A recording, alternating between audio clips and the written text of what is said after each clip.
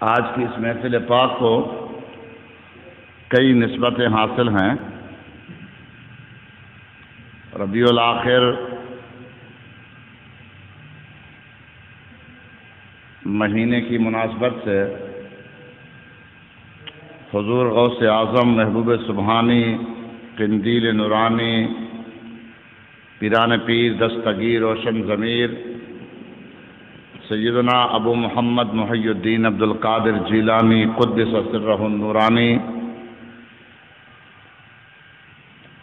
کی 11ویں شریف کی نسبت بھی اس محفل شریف کو حاصل ہے۔ جمعہ میں اعلان ہوا تھا اور جمعۃ المبارک کو بھی گویا کہ یہی محفل تھی، اس لیے کہ جمعہ خاص 11 ربیع الثانی کو تھا، اور جو حضرات یہاں موجود تھے وہ بات دہرانے کی ضرورت نہیں ہے، لیکن بس تحدیث نعمت جو کیفیات اس وقت بن گئی تھی اتفاقاً بن گئی تھی، تو یہ خاص میں سمجھتا ہوں کہ بغداد شریف سے ہی نگاہ کرم تھی۔ اللہ تعالی مرتے دم تک اپنے ان آقاؤں کی غلامی میں رکھے۔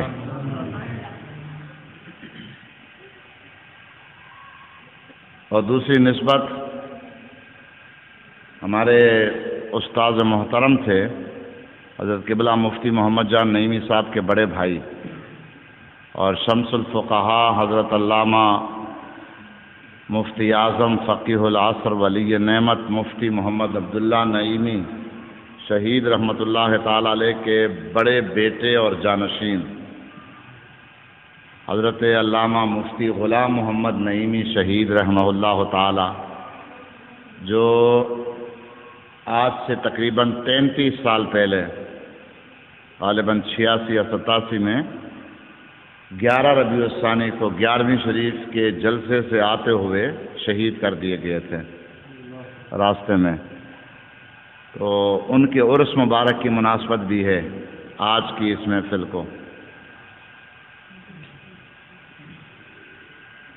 ویسے تو ایصال ثواب ہمارے سارے بزرگوں کو ہے، نظر ہمارے سارے بزرگوں کی بارگاہ میں ہے، سب سے پہلے آقا کریم صلی اللہ علیہ وسلم کی بارگاہ میں نظر ہے ہدیۃً تحفۃً، لیکن بالخصوص اس 2020 میں بے شمار، یعنی جن کو بے شمار کہا جائے تو کم نہیں، اس لیے کہ اگر ابھی ہم گننا چاہیں تو شاید وہ سارے نہ گن سکیں، یعنی سینکڑوں کا ہے، تو سینکڑوں ہمارے علماء مشائخ قائدین اس 2020 میں دنیا سے پردہ فرما گئے۔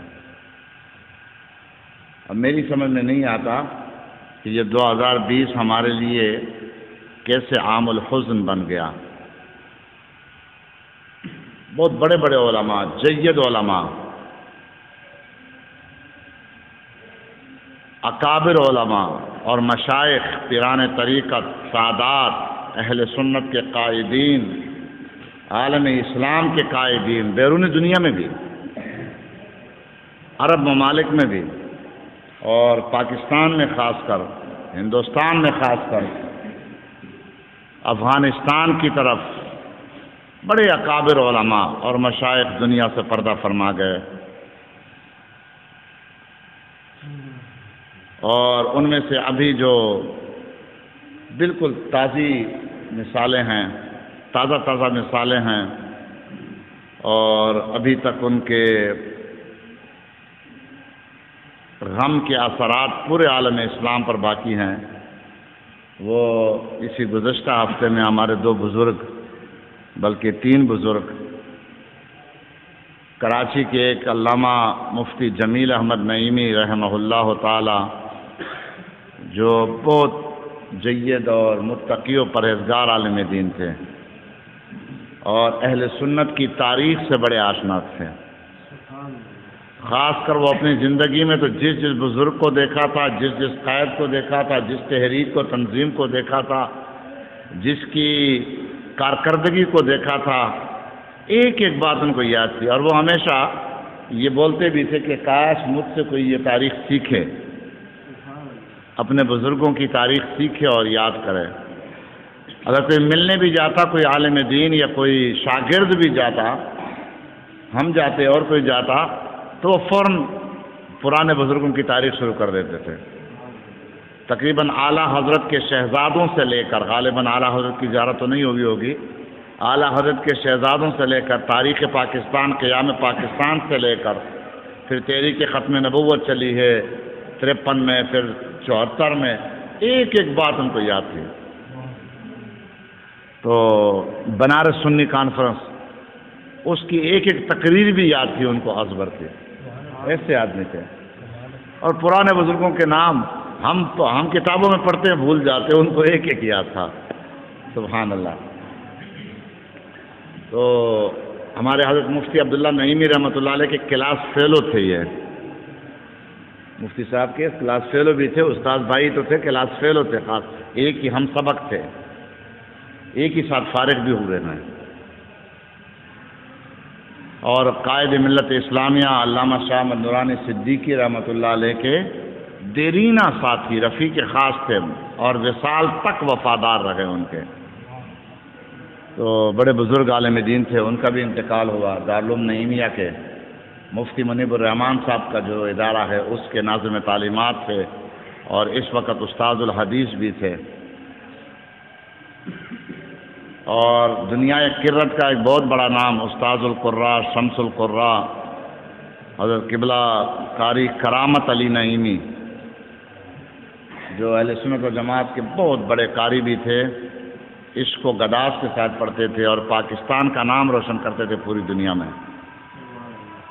ان کا بھی انتقال ہوا بھی انہی دنوں میں۔ اور ایک نام تو ایسا نام ہے کہ غالباً بچوں کو بھی یاد ہے، اور صرف ہمارے بچوں کو نہیں، شرق تا غرب، شمال تا جنوب، بچے بچے مسلمان بچے کی زبان پر ہے خادم حسین رضوی۔ ایسی ہستیاں بھی ہم سے جدا ہوئی اور ہمیں پتہ بھی نہیں چلا۔ اصل المیہ یہ ہے کہ ہمیں پتہ بھی نہیں چلا۔ میں نے آیت کریمہ جو پڑھی ہے وہ تو تبرکاً پڑھ لی کہ اللہ تعالیٰ ایمان والے ہیں اور جو اچھے اعمال بجا لاتے ہیں، اللہ تعالیٰ اپنی مخلوق کے، اپنے بندوں کے دلوں میں ان کی محبت ڈال دیتا ہے، مقبولیت پیدا فرما دیتا ہے۔ وہ جو پوری حدیث ہے مسلم شریف میں، پھر بڑی طویل حدیث ہے، اس کی شرح میں، اس کی تفسیر میں مفسرین کرام نے بھی لکھی ہے کہ جبریل سے اللہ فرماتا، فرشتوں سے فرماتا ہے، پھر آسمانوں میں اس کی مقبولیت پیدا کی جاتی، ثم یودع لہ القبول فی الارض، پھر پوری روئے زمین میں اس کی مقبولیت پیدا کر دی جاتی ہے۔ یہ خاص فضل الہی ہے، یہ مقبولیت و محبوبیت اللہ کے بندوں کے دلوں پر راج کر رہا، اور خود بخود بندگان خدا کے دلوں میں کسی کی محبت موزن ہونا، یہ این سعادت بزور بازو نیست تانا بخشد خدائے بخشندہ، یہ خاص فضل الہی ہے، یہ محض فضل الہی ہے، یہ دنیاوی طاقت کے بل بوتے پر یہ محبت حاصل نہیں کی جا سکتی۔ حضور غوث اعظم 6 صدی ہجری کے بزرگ آج تک ہم پر حکومت کر رہے ہیں۔ میرے خواجہ سرکار 6 صدی ہجری کے بزرگ آج پر ہمارے دلوں پر راج کر رہے ہیں۔ داتا صاحب کم و بیش 1200-1300 سال پرانے بزرگ آج تک شان داتا کا اظہار آج تک ہو رہا ہے آپ کے دربار عالی شان سے۔ تو یہ کیا بات ہے؟ یہ وہی والی بات ہے، وہی شان ہے جو اللہ نے عطا فرمائی ہے کہ دنیا لاکھ روکے فتوے لگائے، لیکن ثم یودع لہ القبول فی الارض، اللہ تعالیٰ زمین والوں کے دلوں میں ان کی محبت پیدا کر ہی دیتا ہے۔ اور اس کی زندہ مثال، تازہ مثال امیر المجاہدین، محافظ عقید ختم نبوت، مجاہد ناموس رسالت، فنا فی خاتم النبیین، حضرت علامہ مولانا حافظ عارف ربانی عاشق رسول علامہ خادم حسین رضوی رحمۃ اللہ تعالی علیہ۔ وہ ایک حدیث شریف مجھے یاد آئی، یہ تو میں نے ضمناً آپ کو بتائی، ان کی مقبولیت کی باتیں، اس پہ انشاءاللہ آخر میں بولوں گا۔ حدیث شریف جو مجھے یاد آئی، آج میں نے تقریر نہیں کرنی تھی، بس آپ سے باتیں کر رہا ہوں، محبت کی باتیں ہیں، لیکن اس میں انشاءاللہ آپ بہت کچھ سنیں گے۔ وقت بھی نہیں ہے، شاہ صاحب چند منٹ ہمارے لیے رعایت فرما دیں گے آپ؟ تو میں عرض کر رہا تھا، مسلم شریف، بخاری شریف، بلکہ متفق علیہ حدیث ہے، مشکاۃ شریف میں بھی ہے، مشہور و معروف حدیث شریف ہے۔ اس پر یاد آئی کہ 2020 میں اتنے علماء ہم سے رخصت ہوئے، جدا ہوئے، اس پر مجھے یہ حدیث یاد آئی۔ میرے آقا کریم علیہ الصلوۃ والسلام نے ارشاد فرمایا کہ اللہ تعالی، غالباً جمعہ میں یہ حدیث میں نے مختصراً عرض کی تھی، اللہ تعالی علم بندوں کے دلوں سے چھین کر نہیں نکالے گا کہ یوں اچھک لے اور نکال دے اور اٹھا دے، ایسا علم نہیں اٹھے گا، ٹھیک ہے؟ چھین کر نہیں نکلے گا علم، بلکہ علم کیسے نکلے گا؟ علماء فوت ہوں گے، علماء دنیا سے رخصت ہوں گے۔ ان اللہ یقبض العلم بقبض العلماء، علماء دنیا سے پردہ فرماتے رہیں گے، یکے بعد دیگرے جاتے رہیں گے، رخصت ہوتے رہیں گے، علم اٹھتا جائے گا، یہاں تک کہ کوئی عالم نہیں بچے گا۔ نام کے مولوی ہوں گے، مگر جسے عالم کہا جاتا ہے، عالم ربانی، وہ نہیں بچے گا۔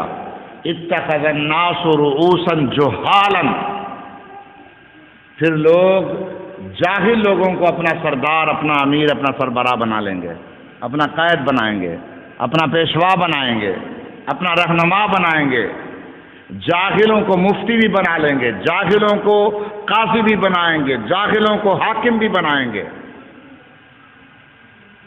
فسئلوا، پھر لوگ ان سے مسئلے پوچھیں گے، فافتوا بغیر علم،